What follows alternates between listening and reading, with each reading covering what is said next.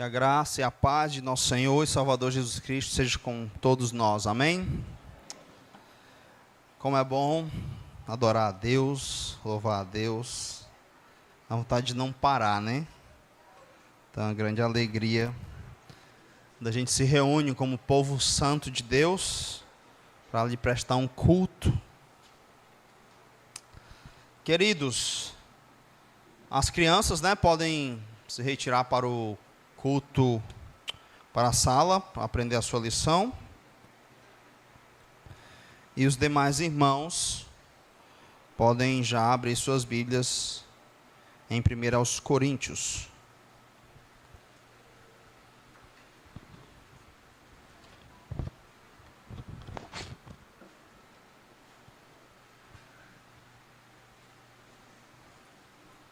Primeiro aos Coríntios, capítulo 12, como o irmão Alan já leu.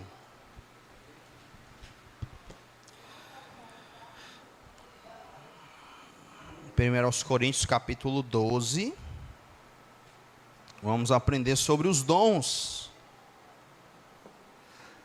E aí, quem já sabe qual é o seu dom? Quem ainda não sabe qual é o seu dom? Levanta a mão.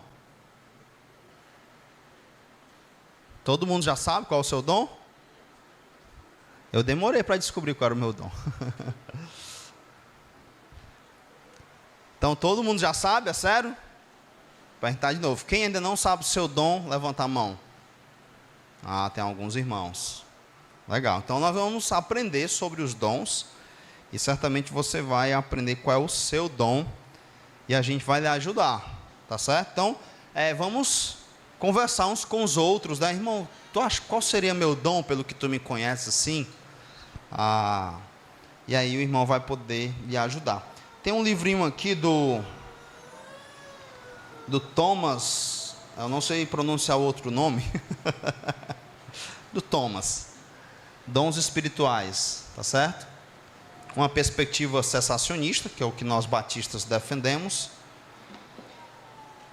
Então, um bom livro. Pastor Sandro já leu todo, eu estou ainda lendo algumas partes dele. E também tem alguns comentários bíblicos que vocês podem estar lendo, de Leon Morris, do Gordon Fee, que é um exegeta pentecostal. Então é sempre bom também ver outras vertentes, como eles lidam com essa questão, para a gente chegar às nossas conclusões. E ajuda muito, e Gordon Fee é um erudito, tá? Queridos, então vamos pensar um pouco nos dons. Hoje a gente vai ver apenas, digamos, 3 dons. Palavra de sabedoria, palavra de conhecimento, e também vamos ver sobre o dom da fé. Então vão ser esses 3 dons que a gente vai estudar hoje. E aí vocês ficam atentos para vocês, será que eu tenho esse dom? Não é? Então vamos tentar entender. Não vai ser uma caminhada fácil, tá? Leu aqui, eu já sei o que significa esse dom. Então, alguns dons são difíceis de saber como é que eles são na prática. Tá? Então, a gente vai estudar aí, tentar descobrir, ou chegar perto do significado real desses dons. Vamos orar mais uma vez? Deus, nos ajuda a compreender a Tua palavra, edifica a Tua igreja, instrui o Teu povo, Deus, através da Tua palavra, para que nós saiamos aqui edificados, alimentados, fortalecidos, Deus, confiando mais no Senhor, após aprendermos mais da Tua palavra. Em nome de Jesus, amém. Falar sobre dom é muito animador, porque o dom é uma parte visível do cuidado de Deus e do seu amor com a igreja. Então, quando você vê alguém exercendo o dom, foi o próprio Espírito que deu esse dom a essa pessoa para abençoar você. Então, Deus está envolvido nisso, Deus está trabalhando nisso, em edificar a sua igreja, e aí Ele distribui dons espirituais, que você não vai encontrar em lugar nenhum nesse mundo, a não ser na igreja. Somente na igreja é que você vai encontrar a manifestação desses dons dada pelo próprio Deus. Então é tipo, Deus diz, eu Cristo diz, eu estou indo, mas eu vou voltar. Enquanto eu não volto, eu vou trabalhar em vocês, formar a imagem de Cristo em vocês, vocês vão ficar mais parecidos com o meu filho, vão tornar meu nome conhecido, e para isso eu vou distribuir dons, para que vocês então sejam edificados. Então, algumas premissas sobre os dons, que nós já aprendemos no sermão passado, é que os dons, eles são dados por Deus para a edificação do outro, ou dos outros, servir e fortalecer o outro. Muito legal isso, porque às vezes você pensa que você tem um dom, e o dom é para você. Eu tenho um dom de pregar, eu tenho um dom da fé, eu tenho um dom de servir, então eu vou ficar lá em casa, que aí eu prego para mim mesmo, sirvo a mim mesmo, né, e está tudo certo. Oferto para mim mesmo, e por aí vai. Não, o dom é dado para edificar, servir e fortalecer o outro. Os dons, eles são espirituais, eles não são talentos naturais. Então, às vezes, uma pessoa tem um talento natural, que nós vamos dizer que seria a graça comum de ensinar.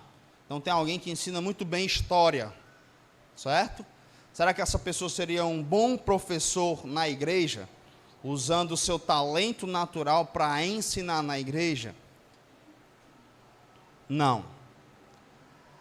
O Espírito tem que atuar ali para que esse talento natural que ele tem de ensinar, ele agora seja usado como um dom. Então, o Espírito tem que atuar. Por isso vocês vão ver muitas pessoas que ensinam numa escola secular e não ensinam na igreja.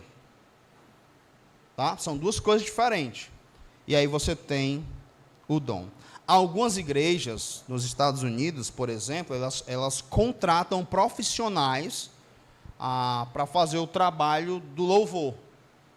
Então, esses profissionais não são cristãos, são pagos pela igreja, ensinam, eles aprendem as músicas, tocam muito bem, cantam muito bem, então eles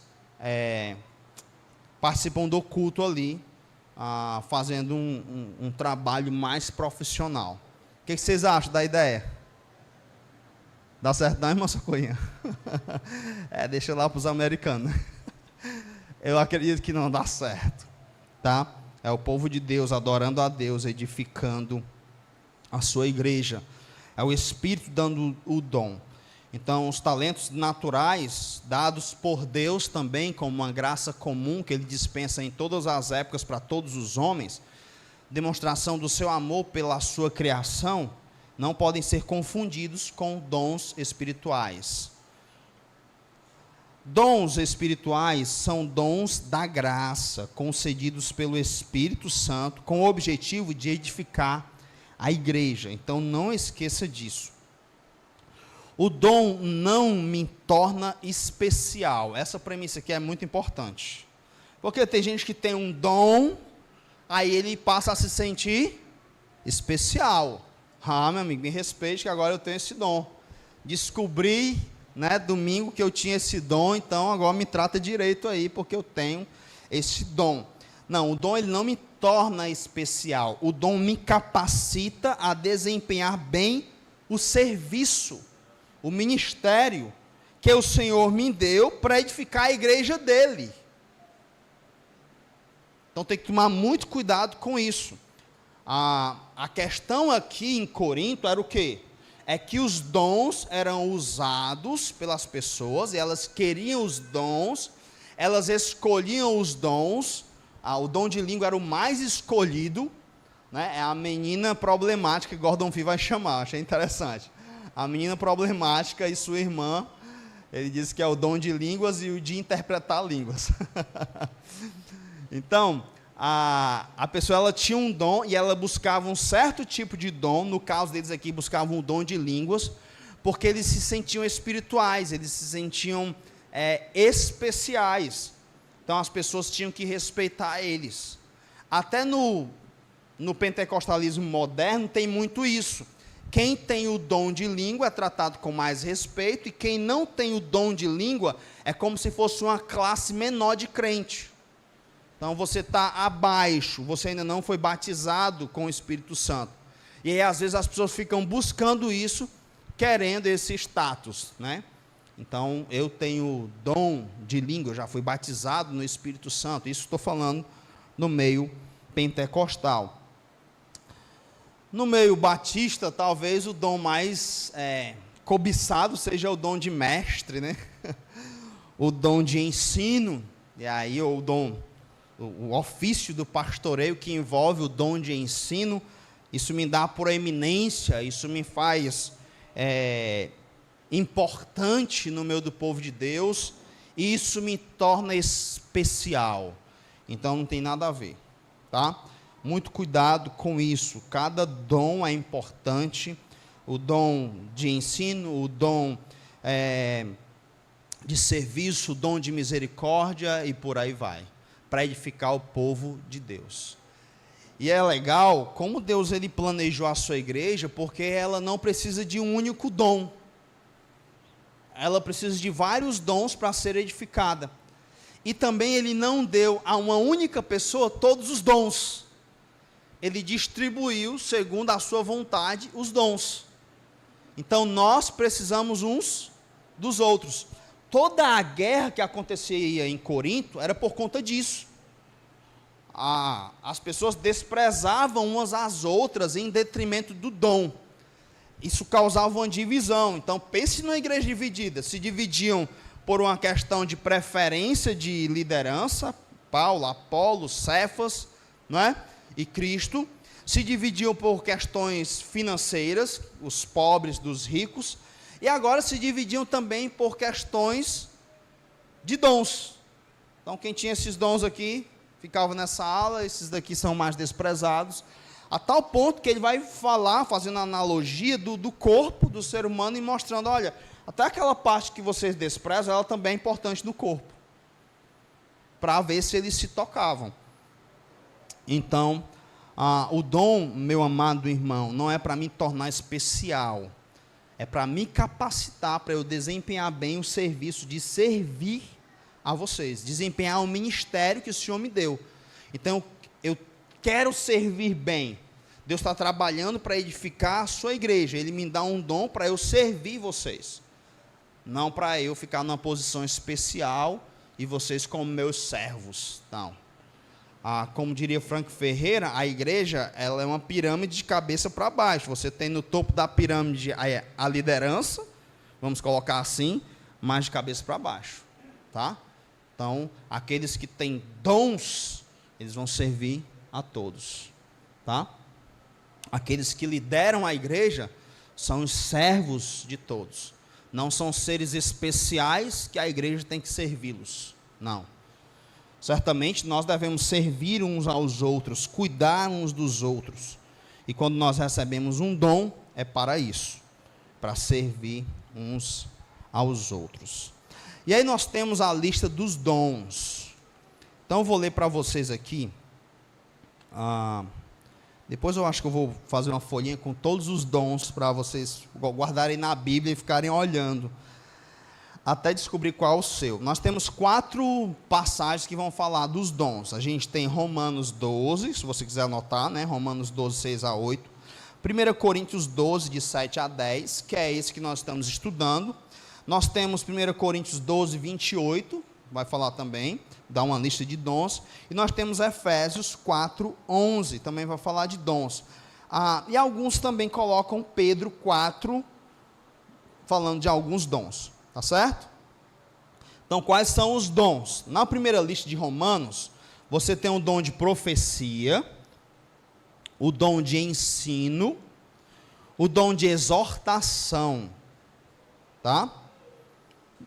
O dom de exortação é animar o irmão, não é aquele que você vai admoestar, não, vai corrigir o erro. Não, exortação, que às vezes o pessoal pensa, rapaz, eu tenho um dom de exortação. Quando eu vejo um irmão pecando, eu vou logo lá e... Não, exortação é animar. Tem um irmão desanimado, aí você vai lá, visita ele, para animar ele, lê uma palavra, ora com ele. É o dom da exortação, tá certo? O dom do serviço. Quando você não sabe qual é o seu dom, geralmente você diz que é esse. Rapaz, ainda eu não sei qual é a minha especialidade, mas eu sirvo no que precisar, então eu acho que eu tenho o dom do serviço. Nós vamos entender direitinho isso, tá? Liderança, né? O dom de liderar ou presidição. Eles gostam de contribuir, ajudar as pessoas, contribuir com o reino, enfim. O dom de misericórdia. Então, na primeira lista aí, deu para você ver que tem alguns dons aí. Então, vamos lá. O dom de ensino, levanta a mão. Quem tem o dom de ensino? Eu acho que eu tenho esse dom, levanta a mão. Pode levantar. Olha aí, legal. O dom de exortação, que é de animar os outros. Quem tem esse dom? Levanta. Legal. Ok. O dom de serviço. Quem tem? Pastor, o que mandar eu fazer, eu estou fazendo, que eu quero é servir, né? O dom de serviço. A maioria tem esse dom, tá? Você pode ter mais de um dom. O dom de contribuição. Alguns irmãos. Não sei porque vocês riram. O dom de misericórdia. Ok. Deve ser muito bom ser casado com alguém que tem esse dom, não é? Dom de misericórdia. Ser paciente. A segunda lista, que está em 1 Coríntios, que é a que a gente está estudando, você tem um dom de profecia também. Capacidade de discernir espíritos. Eita, o que será isso, né? Você olha assim, rapaz. Palavra de sabedoria e palavra de conhecimento, são os que nós vamos estudar hoje. Realização de milagres. Dons de cura.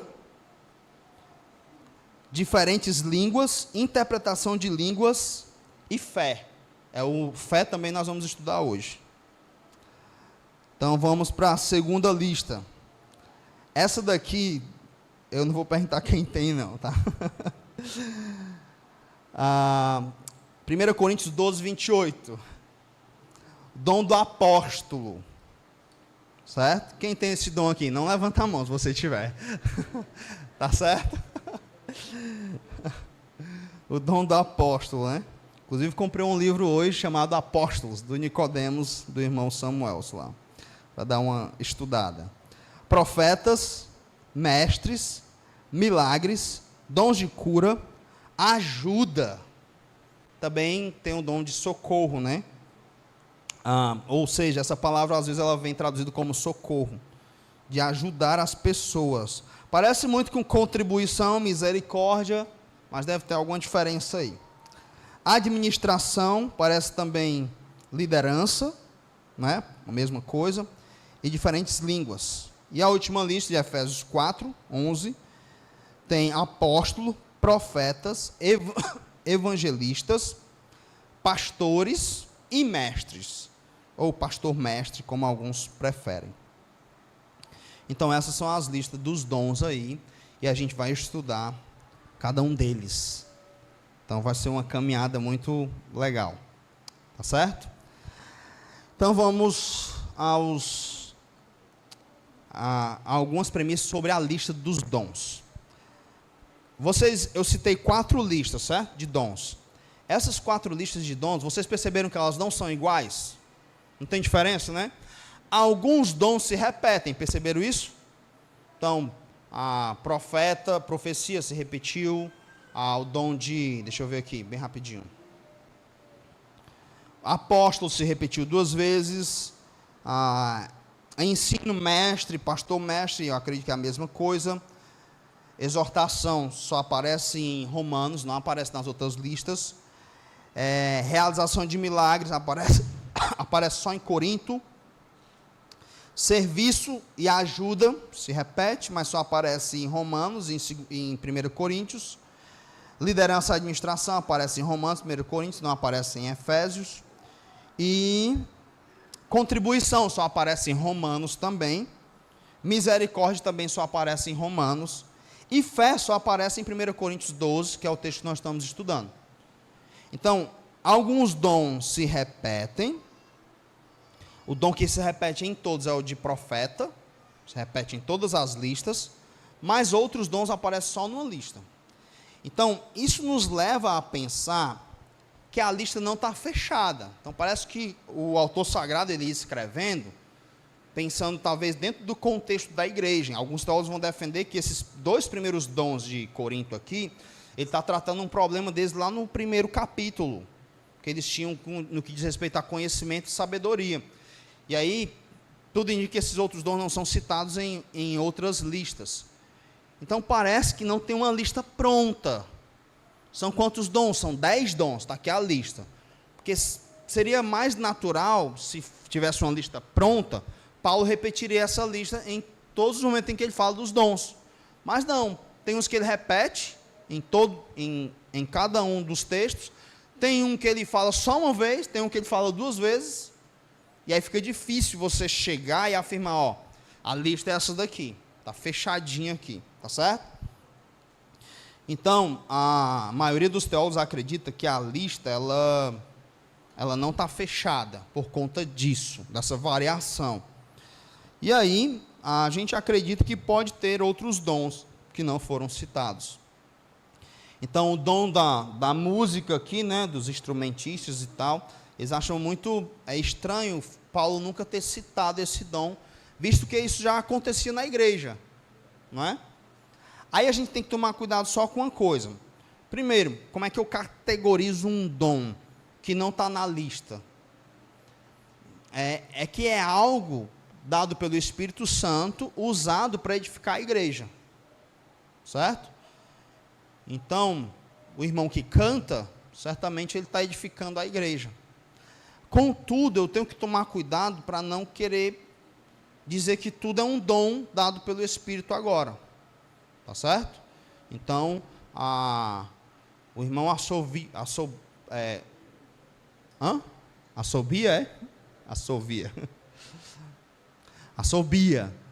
E aí, esse irmão aqui tem esse dom. O meu irmão Cleito não tem esse dom, nunca aprendeu. E aí vai. Aí você tem um dom de cozinhar. Então ele pode ser o dom do serviço. Entende? Em vez de você querer categorizar tudo, agora é o dom. O irmão Carlos tem um dom de ajeitar o motor dos carros dos missionários. É o dom dele. E aí vai, né? Não, é um talento, né? Ele pega a chave de fenda, bota aqui no ouvido, eu fico só olhando, a correia dentária está boa. É um talento assim incrível, né? Então, mas não é um dom espiritual, tá certo? Então, vamos lá, a lista não está fechada, mas toma cuidado para não ficar enchendo a lista, dizendo isso aqui é um dom espiritual, isso aqui é um dom espiritual. Então não arrisque, você não sabe, não deve ser de serviço, né? O pessoal do louvor aqui que toca, né? Fica até depois do almoço aí ensaiando, tem um dom de serviço. São servos do Senhor aí que estão servindo a igreja, né? Para conduzir a igreja em adoração, e aí vai, ok? Então só toma esse cuidado.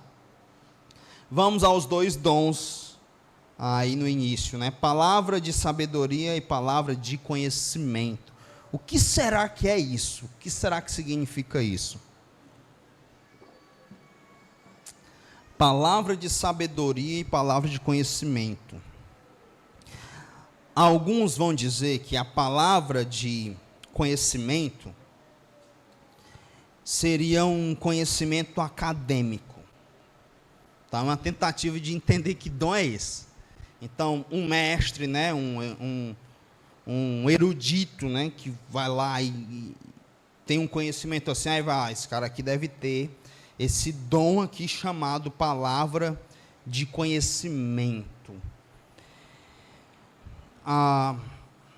Então, e o que tem a palavra de sabedoria seria aquele que consegue pegar esse conhecimento e colocar em prática. Sempre conhecimento é informação acumulada e sabedoria sempre é colocada como conhecimento na prática. Mas dizer que conhecimento acadêmico seria esse palavra de conhecimento é algo assim muito solto, até mesmo dentro do contexto. É difícil afirmar isso categoricamente. Mas eu estou trazendo a informação aqui só para vocês saberem que existem teólogos que defendem que esse daqui seria um conhecimento acadêmico de um erudito, né?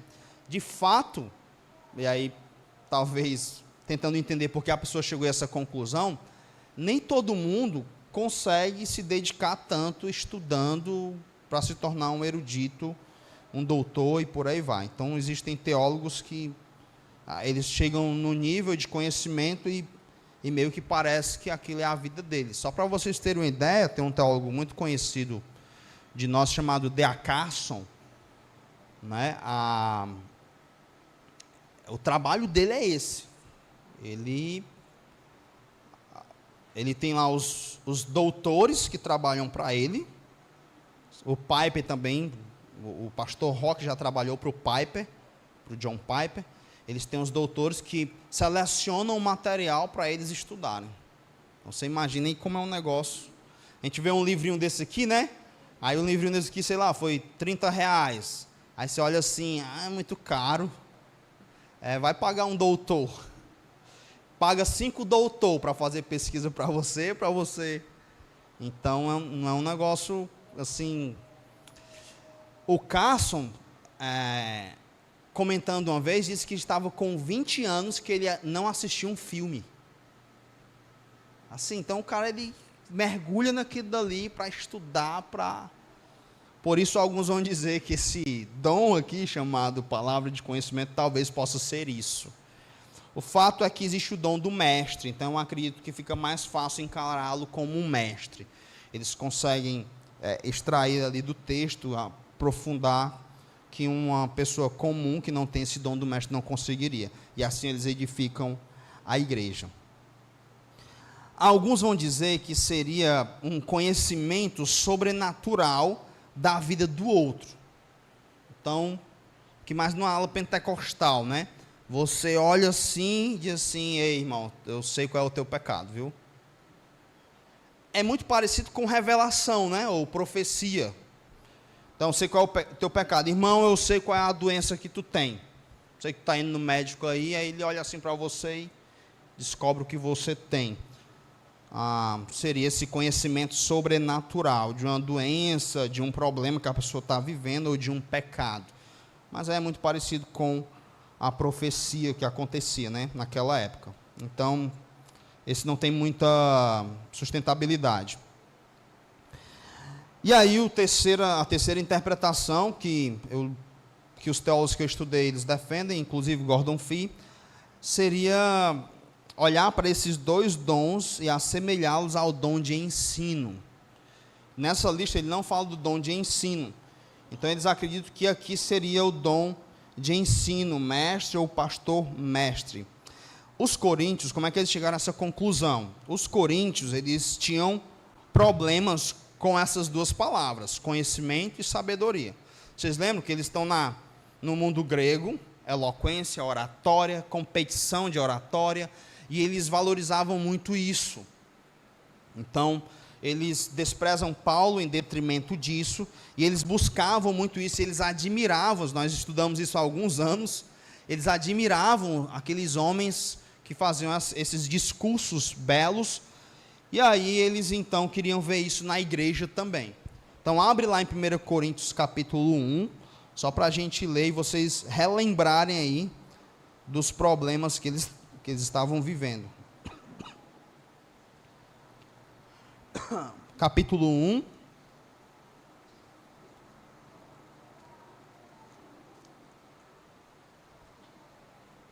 Verso 18 a 25.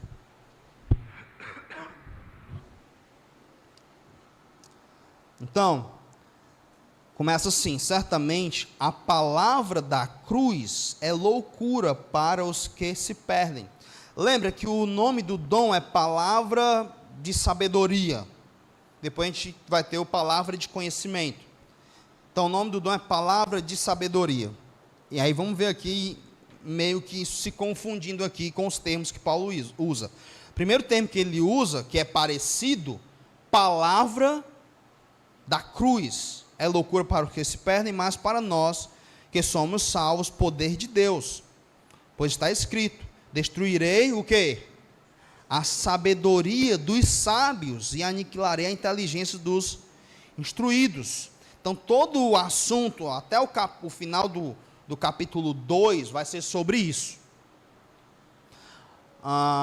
Paulo vai, então, fazer uma defesa dessa sabedoria de Deus e do conhecimento de Deus, que é dado unicamente pelo Espírito Santo, e não adquirido pelo estudo ou como um talento natural. Aí ele vai e diz no verso 20: onde está o sábio? Onde está o escriba? Onde está o inquiridor deste século? Porventura não tornou Deus louca a sabedoria do mundo? Visto como na sabedoria de Deus o mundo não o conheceu por sua própria sabedoria.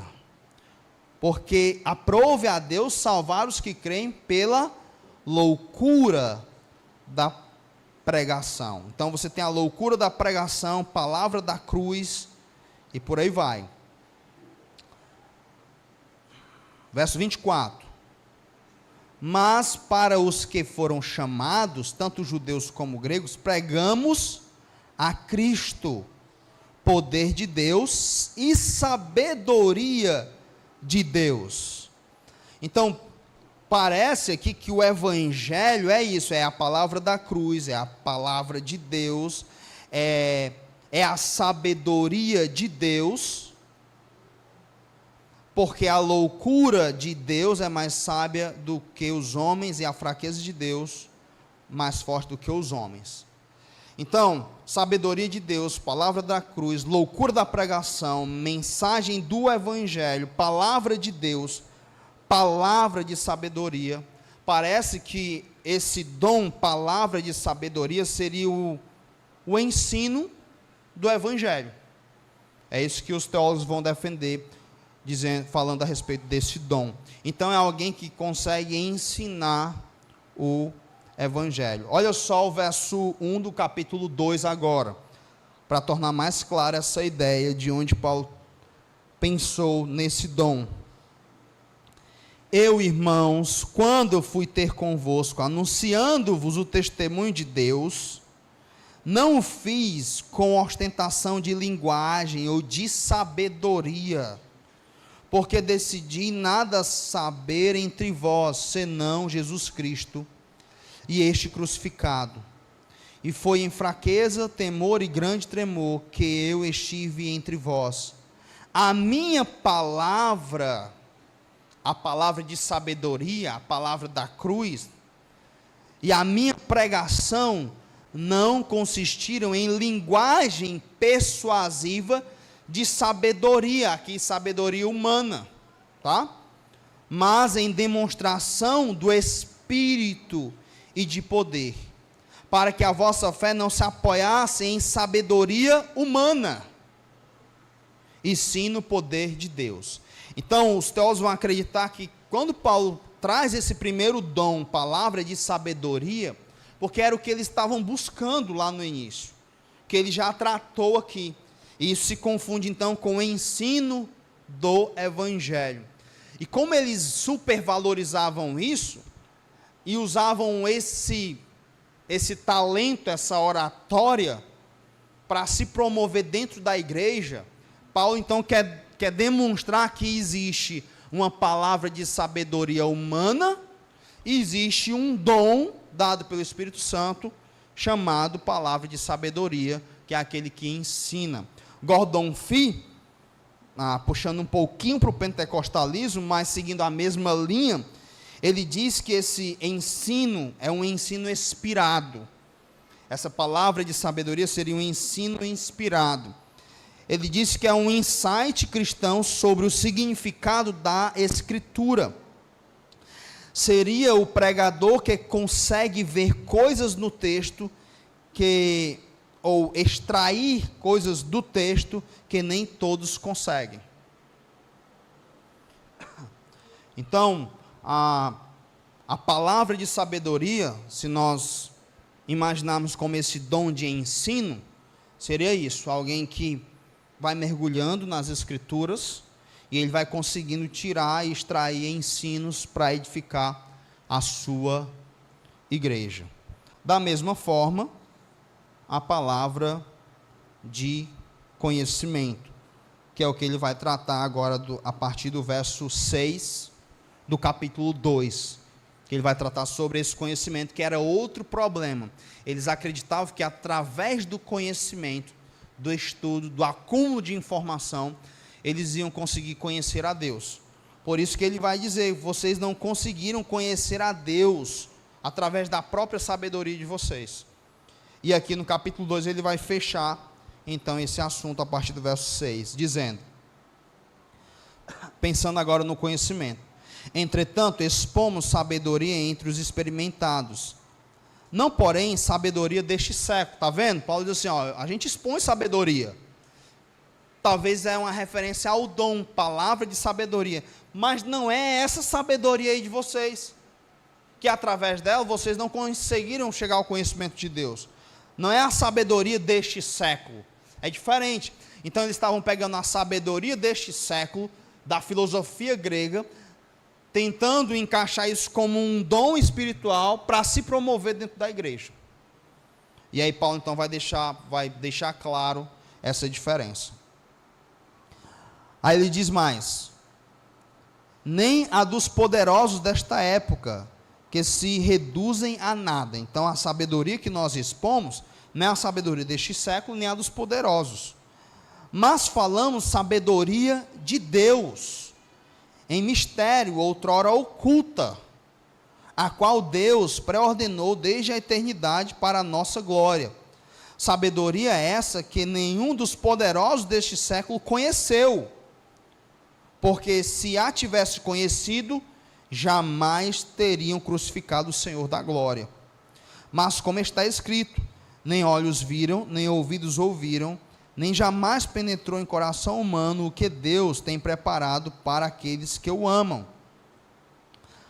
Isso aqui não está falando do céu, tá? Ele vai agora falar no verso 10, o que é isso aqui, o que é que Deus preparou, que a gente não viu, era algo que estava oculto nos séculos passados, e ele revela agora, como diz no verso 10, mas Deus nulo revelou pelo Espírito, porque o Espírito a todas as coisas prescruta, até mesmo as profundezas de Deus.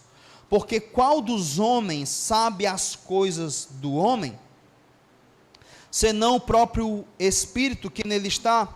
Assim também as coisas de Deus, ninguém as conhece, senão o Espírito de Deus. Ora, nós não temos recebido o Espírito do mundo, e sim o Espírito que vem de Deus, para que conheçamos o que por Deus nos foi dado gratuitamente. E esse daqui seria então a palavra do conhecimento, que seria a mesma coisa da palavra da sabedoria, que seria esse ensino. E o que Deus nos deu gratuitamente? Ele está dizendo que o Espírito de Deus, ele revela para nós, através desse dom, ele dá esse dom às pessoas, elas vão ensinar o que Deus nos deu gratuitamente. Vão tornando claro isso. Verso 13. Disto também falamos, não em palavras ensinadas pela sabedoria humana, mas ensinadas por quem? Pelo Espírito, conferindo coisas espirituais com espirituais.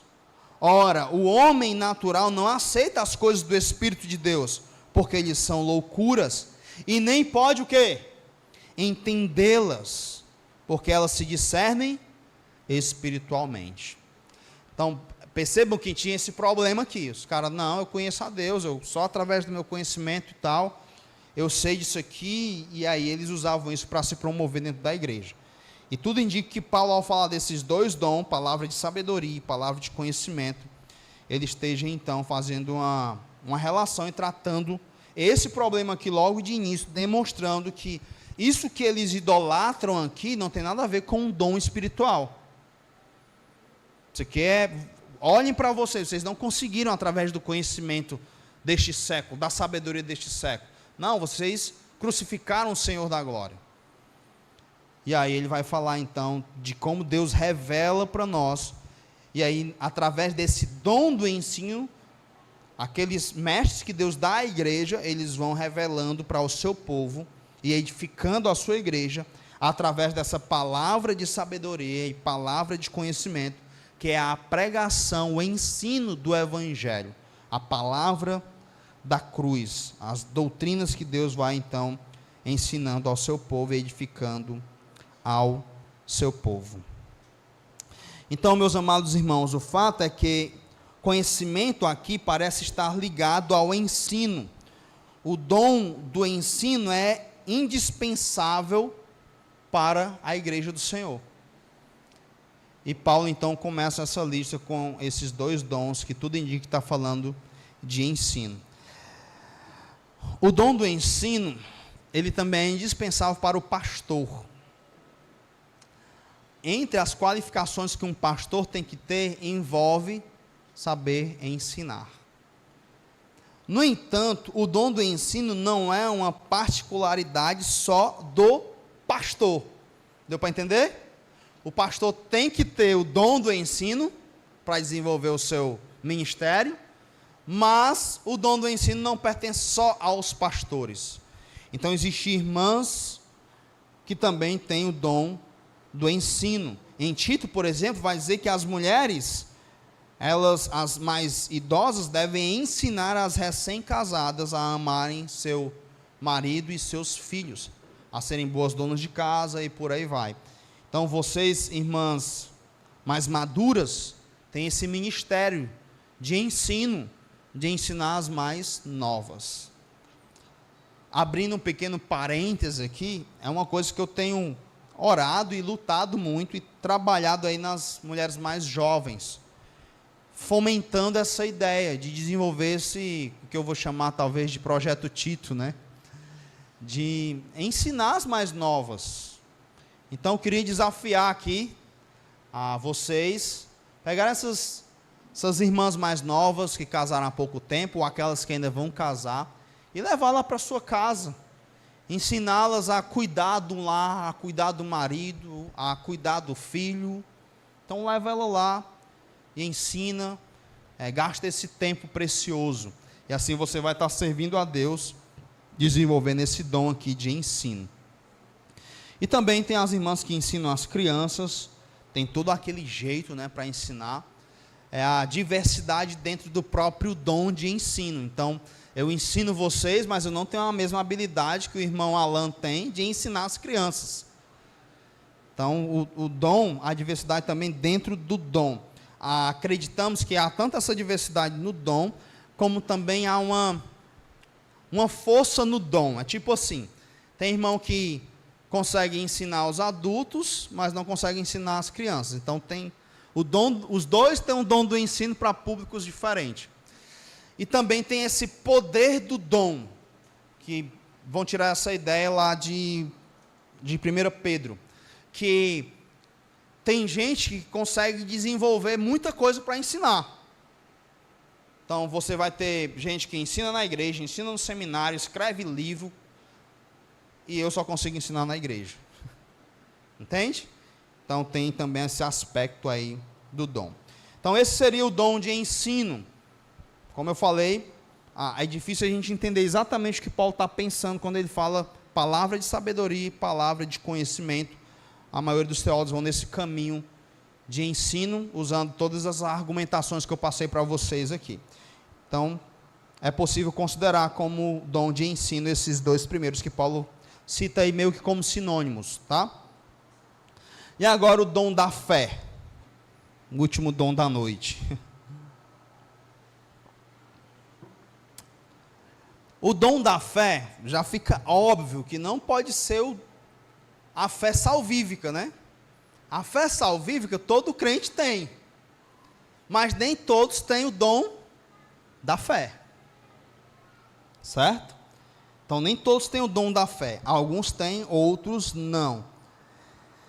Então, acredita-se que esse dom, ele deve se referir a uma fé de uma visão do futuro extraordinário. O que seria isso aqui?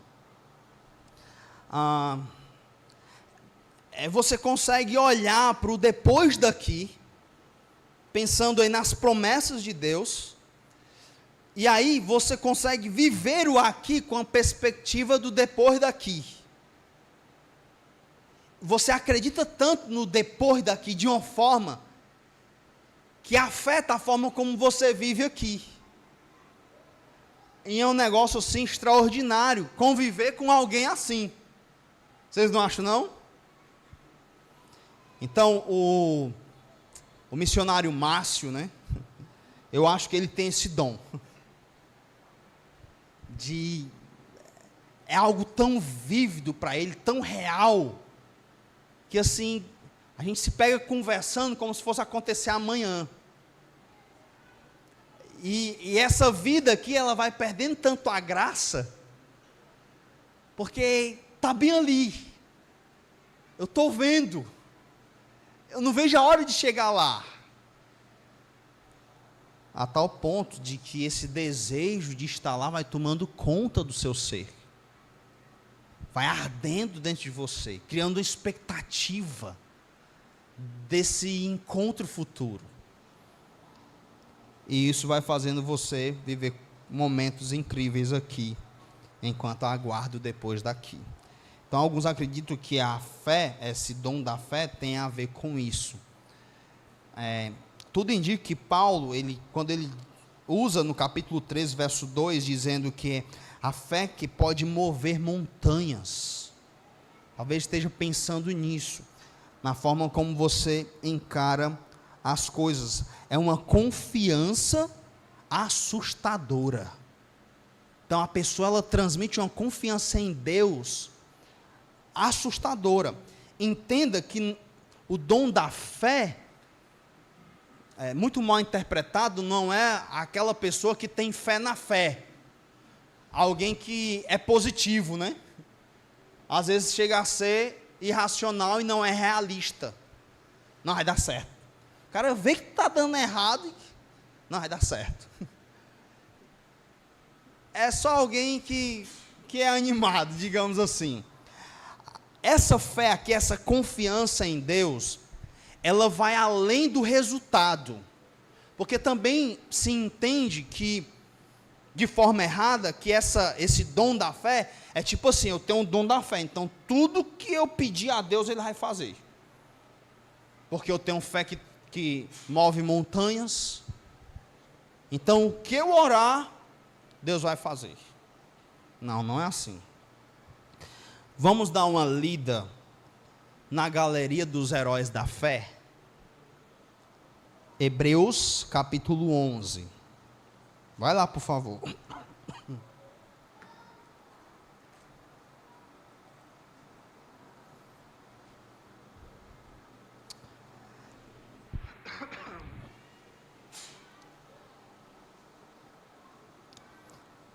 Eu vou ler só o final, a partir do verso 33.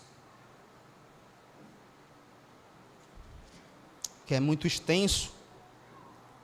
Mas a ideia aqui é que ele vai dizendo coisas que eles fizeram pela fé. Então eles fazem várias coisas pela fé. Eles têm essa confiança, tá? E aí vocês vão perceber que numa visão mais de coach, né, do nosso tempo, a fé é isso. Você tem que ter fé para dar, as coisas vão dar certo. Você vai ver que os heróis da fé, numa perspectiva humana, deu tudo errado para eles. Mas eles continuavam confiantes. É uma confiança assustadora, como o autor do livro coloca. Então, olha só aqui os heróis da fé, do verso 33, do capítulo 11 de Hebreus.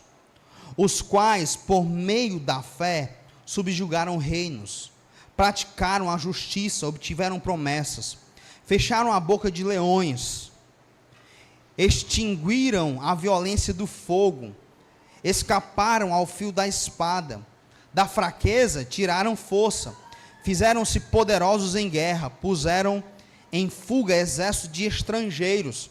Então aqui, eles estão triunfando, vencendo pela fé. Mas olha agora a partir do 35. Mulheres receberam pela ressurreição os seus mortos, alguns foram torturados, não aceitando seu resgate para obterem superior ressurreição. Outros, por sua vez, passaram pela prova de escárnio e açoites, sim, até de algemas e prisões. Foram apedrejados, provados, cerrados pelo meio, mortos a fio de espada. Andaram peregrinos vestidos de peles de ovelhas e de cabras, necessitados, afligidos, maltratados, homens dos quais o mundo não era digno, errantes pelos desertos, pelos montes, pelas covas, pelos antros da terra. Deu para perceber? Eles não venceram o serrote que os cerrou ao meio. Eles foram mortos pelo fio da espada, mas estão na galeria dos heróis da fé. Eles tinham uma confiança assustadora, mesmo em meio a circunstâncias terríveis, continuavam confiantes. Tem alguém que é dito, alguém mais contemporâneo, digamos assim, que vocês conhecem, que é dito que ele tinha um dom da fé, e a história dele é muito legal.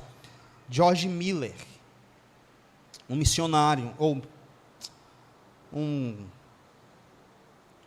homem que fundou um orfanato, era pastor. Nesse livretinho aqui, ó, tem vários heróis da fé, e tem a biografia, a história, boa parte dela aqui. Mas se você colocar lá no Google, George Miller, você vai no site lá do Voltemos ao Evangelho, você vai encontrar um artigozinho feito por John Piper a respeito de George Miller, da história dele lá e tal, muito bom. E aí o Piper defende que ele tinha um dom da fé. E aí dá para aprender muita coisa com George Miller, se ele tinha esse dom mesmo. De fato, ele tinha um dom, uma fé assustadora, porque ele tinha lá 2.000 crianças para alimentar e não tinha comida. E aí ele dizia, e aí chegavam, senhor Miller, o que a gente faz? Ele coloca lá os copos e o prato nas mesas. E diz que eu vou orar. É muita confiança, né? O início do seu ministério é curioso. Ele colocou um negócio na cabeça que queria depender de Deus. Eu quero depender do Senhor, confiar nele. Então esse negócio do pastor receber salário não vai funcionar comigo. Aí ele pegou uma caixinha e disse assim, ó irmãos, ali, eu não vou ter salário. Está ali a caixinha, vai ser o meu salário. O que Deus tocar no coração de vocês para colocar lá, vai ser meu salário. Vixe, me arrepiei todinho agora. No primeiro mês deu super certo. Mas depois ele disse, Senhor, eu confiei em Ti e tal. E aí ele fez algumas regras ou resoluções para a vida dele. Ele disse que nunca ia pedir nada a ninguém, só ia pedir a Deus. E aí ele estava lá 3 dias com filho, mulher, sem nada em casa. O negócio da caixinha não funcionou por 3 anos. Só deu certo no primeiro mês. Então nós não vamos fazer o negócio da caixinha aqui. Só funcionou por 1 mês. Depois foi 3 anos de peia. E aí ele ia orar. De repente alguém batia na porta. Disse, não, você está precisando de alguma coisa e tal? Ele disse, não. Precisando não, porque ele tinha prometido que não ia dizer para ninguém. Aí a mulher, não, é porque Deus tocou no meu coração e mandou eu vir deixar isso aqui. Aí disse, então é porque eu falei com Deus. E assim ele foi vivendo. E no orfanato lá a mesma coisa. Então, ele, vamos orar, que não tem nada para o café da manhã. Então ele chama, alguém que estava visitando ele para orar. E de madrugada, chega lá alguém e faz a doação. Dessa vez que perguntam para ele o que vão fazer, o padeiro lá queimou os pães. Disse, olha, eu vim doar esses pães aqui porque não vai vender. Porque queimou um pouquinho, mas dá para as crianças comerem. E uma carroça ou caminhão quebrou, ia carregando vários litros de leite. E o sol muito quente, aí bateram lá, disse, meu carro quebrou, o leite vai já azedar, então serve o leite para as crianças. E assim ele ia vivendo, tem muitas histórias de suas orações. Ele dizia, olha, enquanto Deus não respondeu, não deixo de orar. Ele orou 45 anos pela conversão de 2 filhos de um amigo dele. 45 anos orando. Ele disse, eu acredito que a vontade de Deus eu vou orar até Ele me dar. E ele orava. Era alguém que tinha uma confiança no Senhor incrível. Tem um debatezinho a respeito desse dom da fé com a morte da esposa dele, porque ele perde 2 esposas e o filho também pequeno. Mas era alguém que confiava muito no Senhor. Qual era o segredo dele? E aí fica a dica aqui para nós, ó. Como é que eu adquiro fé? A fé vem pelo ouvir, né? Então, quanto mais eu leio a palavra, eu aprendo da palavra, mais eu confio em Deus. Porque Deus vai se revelando e aí eu passo a confiar nele. Eu não desconfio. Ele vai dizer que o início da ansiedade é o fim da fé. George Miller dizia. E aí, sabe o que ele faz? Depois de terminar os seus estudos, que ele começou aos 10 anos de idade, ele pegou e percebeu que ele estudou muitos livros acerca da palavra de Deus, da Bíblia, mas estudou pouco a Bíblia. E ele disse, para fortalecer a fé dele, então ele ia ler a Bíblia. E ele leu a Bíblia 200 vezes. E 100 delas de joelho. Era alguém assim que lia muito a palavra. Conhecia muito sobre Deus. E aprendeu a confiar em Deus. Era alguém que tinha o dom da fé. Uma confiança assustadora. E aí nós confiamos pouco em Deus, a ansiedade nos domina, o medo. E aí você vai ver o quanto nós lemos da palavra, bem pouco. Então para ele era diretamente proporcional. Quanto mais você lê, mais você confia. Quanto menos você lê, menos você confia. Agora, como esse dom da fé edifica a vida do outro? Você já pensou nisso? Porque o dom é para edificar. O do ensino, beleza, eu ensino e você é edificado. Mas eu confiar em Deus, como é que eu edifico sua vida? Não é? É assim, ó. Todo crente tem que confiar em Deus, não tem? Amém? Todo crente devia ter essa fé assustadora, né? Mas nem todo crente tem. Concorda? Tem aquele crente que é desconfiado e tal. Então o que é que Deus faz? Deus então dá dons a alguns irmãos, o dom da fé. A esses irmãos confiam tanto em Deus, que os outros que não confiam tanto, olham para isso, e são chamados a confiar. Por isso, vocês vão concordar comigo, quem gosta de ler biografia, história dos heróis da fé, você é muito edificado, não é verdade? Experimenta fazer isso, está aqui o livro, eu empresto, tá? Quem quiser ler, experimenta fazer isso. Lê os heróis da fé, lê histórias de missionários, lê biografias, você vai ficar assim, nossa, que incrível. Eu lembro quando eu li uma biografia assim, aí o cara orava, George Miller também era assim, orava demais, e ele orava, separava horas para orar, e depois ficava orando o tempo todo. Aí eu lembro que eu li uma biografia do camarada que orava, de um puritano que orava 4 horas, aí eu disse, eu vou orar aqui nesse cara. Aí eu fui lá, aí só que eu começava a cochilar, e eu orava, e eu olhava no relógio, só passava 10 minutos, esse mas tá longe de 4 horas. Mas, à medida que você vai lendo as biografias, a história desses irmãos que têm esse dom da fé, essa confiança assustadora, isso vai transformando você. Você vai passando a confiar. Não é gostoso não conversar com alguém assim, que tem aquela fé, que é animado, que serve o Senhor, você fica assim, nossa, é para o rei ir embora, vamos e tal, ele vai. Você fica assim, rapaz, o irmão aí é animado, ó. Aí que eu queria ser assim, queria ter menos a metade aí desse ânimo dele, dessa fé dele, e você é impactado. Então Deus dá o dom da fé a alguns irmãos para edificar a sua igreja. E aí se você tem um dom da fé, como é que você vai edificar a igreja? Não dá para você vir aqui na frente e dizer, ei pastor, deixa eu falar lá no momento missionário que eu tenho o dom da fé. Não, não é assim que funciona. Você vai viver entre os irmãos. Você sabe que tem um irmão desanimado. Você vai visitar ele. Tem um problema, você vai lá visitar ele e você compartilha da sua confiança assustadora no Senhor. Você lê um texto que o irmão nem acredita muito, mas para você é tão real, tão vivo. A forma como você lê, como você explica para ele, como você fala do seu Deus, o seu relacionamento com ele, como você confia nele, isso vai impactando a vida dos outros. E assim você vai edificando o povo de Deus.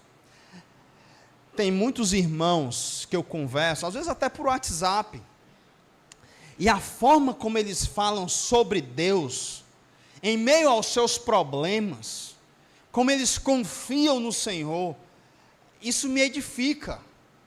O irmão nem sabe que está me edificando, mas aquela confiança que ele passa, no meio daquele problema, às vezes eu vou para aconselhar alguém, ajudar alguém que está passando por um sofrimento muito grande, e a forma como a pessoa age, a confiança dela em Deus, edifica a minha vida. E aí eu que fui para ajudar, acabei sendo ajudado. Por isso, uma das práticas que eu gosto de ter, e aconselho vocês a terem, homens, façam isso com suas famílias, visitem campos missionários, vão visitar os missionários que estão plantando igreja, aí você vê o ânimo deles, o apego deles a Deus, e tudo isso edifica a minha vida. Então eu sempre gosto, quando possível, estar em locais em que igrejas estão sendo plantadas. Você vê ali como eles estão servindo a Deus, fazendo tudo ali, enquanto nós que temos uma estrutura maior e tal, às vezes ficamos reclamando com as besteirinhas e tal, e aí você vai lá, você vê outra realidade. Você vê lá ele empolgado porque está dando um estudo bíblico para alguém, porque alguém aceitou uma tarde para ser evangelizado, e a pessoa está vibrando com isso, está animada com isso, e isso impacta a sua vida. O dom da fé dado pelo Espírito Santo tem o propósito de animar o povo de Deus a confiar em Deus de uma forma assustadora, que o mundo vai ficar boquiaberto. Como nós confiamos em Deus. Nós cantamos hoje aqui que Ele é para nós o da vida o melhor. Você dizer isso, não importa o que vai acontecer, eu tenho Cristo. Para mim, pronto, estou completamente satisfeito nele. Ele é a minha vida, Ele é meu tudo. Ele é mais importante para mim do que o ar que eu respiro. Nossa, você ouvir alguém falando assim, alguém confiando assim, é animador, edifica a sua vida. Você sai dali empolgado. E uma dica que eu dou para os irmãos que não têm o dom da fé: encontre os irmãos que têm o dom da fé e convivam com eles, para você ser animado e edificado. Amém? Alguém aqui tem o dom da fé? Vamos orar para o Senhor nos dê. Certamente tem, eu sei que tem irmãos que têm. Então usem esse dom para edificar o povo de Deus. Vamos orar. Senhor, obrigado por o Senhor ter distribuído dons na tua igreja. É o teu amor, o teu cuidado. Obrigado, Senhor. Como é gostoso ver o teu cuidado através do teu povo, do teu próprio povo, apesar das nossas limitações. Mas o Senhor nos salvou, nos transformou e nos deu dons para que pudéssemos servir ao teu povo. E como somos felizes por isso. Como é gostoso te servir, Deus, e edificar o teu povo.